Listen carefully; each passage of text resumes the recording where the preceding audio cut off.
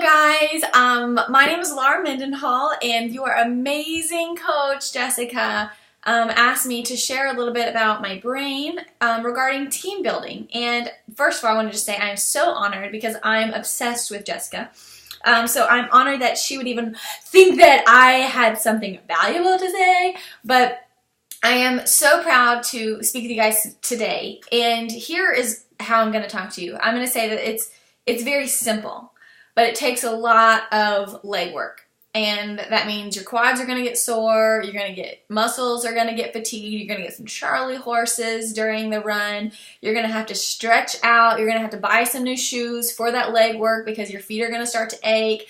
You might have to go get a massage every now and again, put some icy hot on those muscles, and then climb back up the hill again. Like, that is the process of building your Beachbody business regarding team building as well as like helping customers. Any part of the process, because anything worth having takes a lot of work, right? So first I wanted to introduce myself a little bit of my story and a lot of the mistakes that I've made as a leader.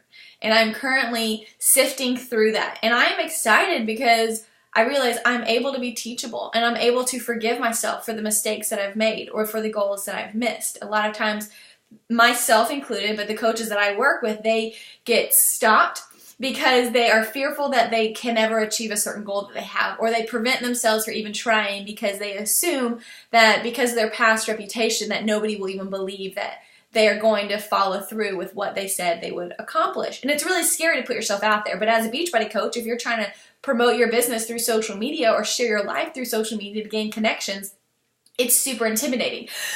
So you guys can do me a favor and just relax your shoulders, shake it off, okay? Get relaxed, take a deep breath, and just think in your heart, this is a new day. This is a fresh start. Done. Like, new day, next day, like, doesn't matter what happened yesterday. You can be a brand new person right now. You can be a brand new coach today. You can have brand new habits today, tomorrow, the next day, the next day. And you don't have to worry about failing because you know what? We can be big girls enough and like mature enough adults and leaders where if we ever do stumble and fall and hit our toe on a rock while doing the legwork, that we can stand back up and say, that's fine. My son, look, I have a 4-year-old. I don't know if some of you guys are moms or dads, but I have a 4-year-old, and this kid is tough. He will run, and he will fall, and he will be bleeding, and you know what he says to me? I'm not crying. I'm not going to cry. I'm tough. And I'm like, honey, I want to cry because you're bleeding like profusely. And he's like, I'm tough. So I'm like, okay, well then I need to toughen up. Maybe my team needs to toughen up. Maybe you need to toughen up because you're going to get some like scabs along the way. But when I first started Beachbody, I was a full-time marketing director for a medical software company, a publicly traded software company. I was the youngest marketing director the company has ever hired, ever promoted, ever been there. And I guess like on the outside looking in, it would have looked like I should have been happy, right? Like I should have felt like on top of the world. I should have been compensated well, but I never really felt appreciated. I never really felt like it was my thing. I felt really dissatisfied. I was traveling a lot away from my family. So when I signed up as a Beachbody coach, the need that I had, the immediate need that I had was to be able to quit that job to come home to my son. My son changed my entire life, and he still is every single day.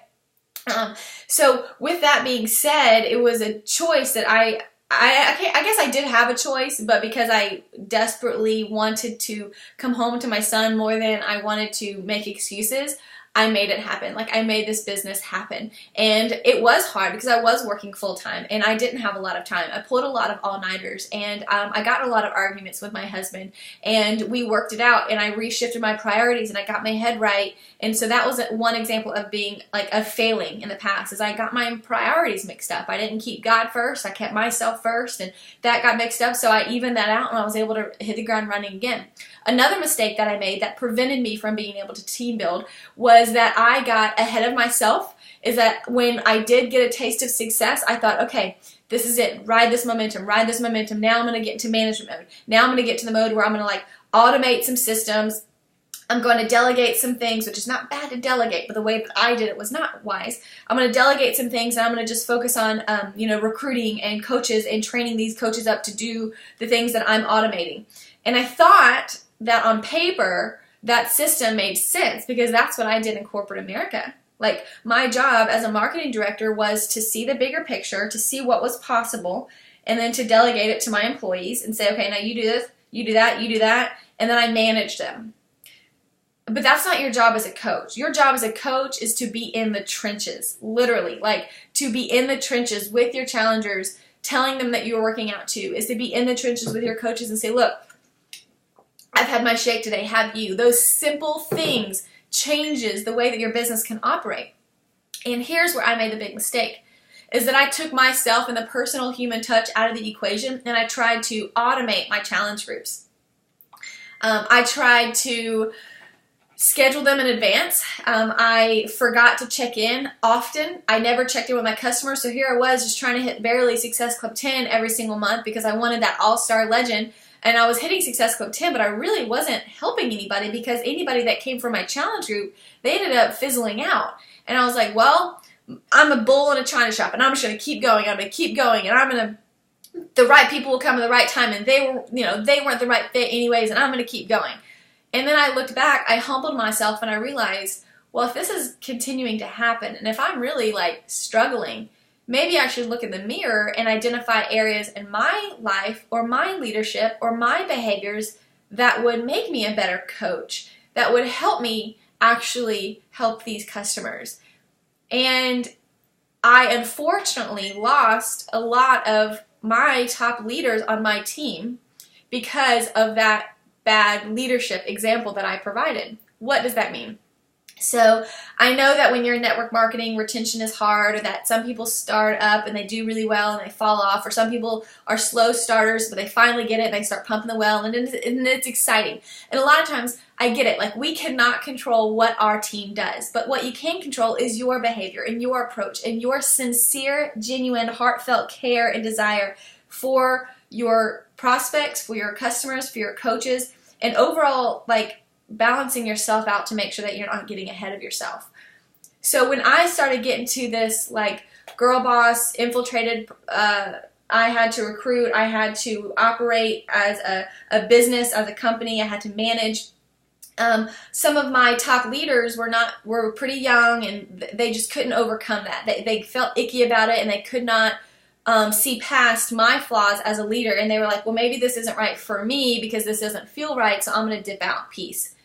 And now I'm like, crap, you know what? It's their responsibility. Like, it was not my fault that some of these people in my challenge groups and my coaches ended up quitting because that's their personal decision. But I absolutely take responsibility as the CEO and say, wow, if I would have been wiser, if I would have been more patient, if I would have been more humble, and if I literally would have been more in the trenches, could that have lifted them up more where they would have fought through the hard times more?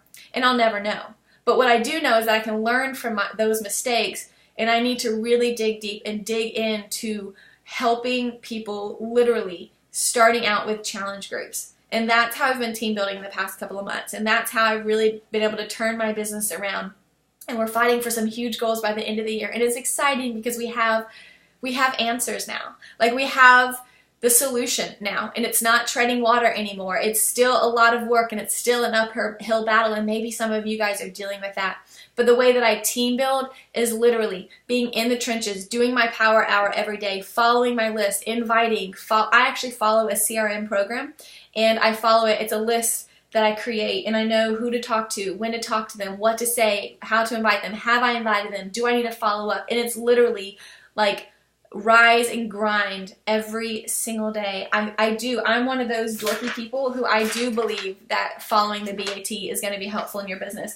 I'm one of those tedious people who this is not sexy at all, but in order to reach goals, I am going to make a list, and I am going to follow up with people, and I am going to literally like pen and paper it if I need to and just check them off and saying, yep, I liked and commented on their stuff today. I liked and commented on their stuff today. Yep, I'm going to follow up with them. I'm going to make a note that her mom had surgery. I'm going to ask her in 2 days how her mom is doing. Like, the literal human touch in my desire to listen and be there for my, like, I share this with my team a lot.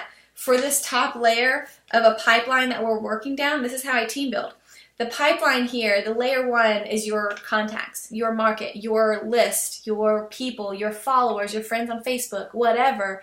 The people in this top are basically people who see your stuff, see your content, see your post, And then you want to funnel them down because you want to get them to start liking and commenting on your stuff. And you like and comment on their stuff because you're going to pay it forward. You're going to be not just a taker, but a giver. You're going to affirm them and compliment them and be interested in them. And then you're going to private message them and connect with them personally and see if there's something you guys can talk about. And then once you're talking, you're going to send them an invitation to something that you're doing. It could be a free group, it could be a challenge group, or it could be like right off the bat into a coaching opportunity. It's up to you and your style of conversation with that person. But step number 5 in my pipeline is literally I invite them to something, and then I follow up a couple of times before I bring them back up to number 1, and it just rotates.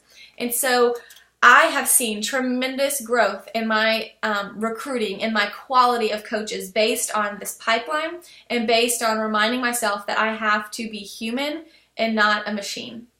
You have to talk to people, and it takes time, and it takes energy, and it takes emotion, and it takes being intentional to sit down at your computer and type out some messages. Have a list of people that you need to talk to every day and just get to work. Go to their profiles, like and comment on their stuff, send them a message. Go to somebody else's profile, like and comment on their stuff. Going to your Facebook and scrolling back for the past couple of months or days or whatever, for anybody new that has ever liked or commented on your content, add them to your list, add them to the rotation so you can go back and like and comment on their stuff. And that's how it flows. I took that aspect out of my business, and my business almost crumbled. It did. My business almost crumbled, and I almost crumbled. I never was going to quit because I'm obsessed with this, and I love it, and it fills me up, but I wasn't filling up my coaches because I took out the personal, relational, heartfelt side of it, not because I'm a cold person, but because that I was just trying to manage it all when I realized that I wanted to care about people instead of just trying to manage my business. So the way that I team build is getting to know them, connecting with them, caring about them, adding them into my challenge groups, and then I pull people from my challenge groups and convert them to coaches. And I'm not a huge recruiter. I might recruit 5 to 6 to 7 coaches a month, and it compounds, and not all of those people are going to get it, but all of those people know that I care. All of those people are going to have positive things to say about me. All of those people are going to have positive referrals if any of their friends ever want to join.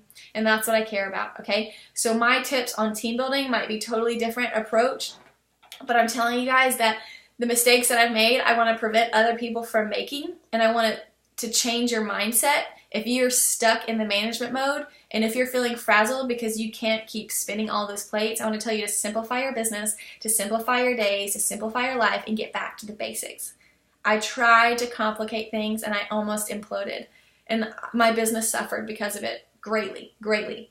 My income suffered from it greatly. My team suffered from it greatly. I take responsibility for me as a leader, and I don't want anyone else to fall or fail like I did. I want you guys to learn from it and get back into the trenches, do the work, and remember why you joined. Remember what makes you feel good about this. And if it was always, I want to help people, then I get it. Like, we all want to help people, but it takes work to help people. It's the not sexy stuff that gets people to the top. If you have goals this end of the year, it's the non-sexy stuff that the top coaches are doing that you maybe assume that they're not just because you think people are coming to them. I promise you this. Jessica's out there talking to people every single day. Your leaders, your uplines, the people that you look up to are talking to people every single day, and they're doing it consistently, and they're doing it with some type of organization. It doesn't have to be, they might say, oh, I'm not organized at all, but if they literally have a pen and paper and can write down a couple of people's names every single day, okay, that's their system, and that's the way that they're going to be organized, and that's the way that they're going to keep up with those relationships. So that is my number 1 advice on team building, is to actually build connections with people, build relationships with people, funnel them through a pipeline that you're building, invite them to challenge groups, have them have a good experience in the challenge group, help them, serve them, and then convert those challengers to coaches. And be patient. Be patient. I had to be patient because once I saw all of my coaches falling apart, I had to start back from ground zero and say, okay, building my pipeline, funnel. I didn't say, oh crap, now I have to just go out there and pound coach invites, and cold spam people invites. And I know that nobody would have trusted me. Nobody would have believed me. So I had to build connections, build rapport, serve them, get to know them, connect with them, invite them, and then see if coaching is a good fit for them. And that's how I'm team building now, and it actually feels really good. It feels really natural.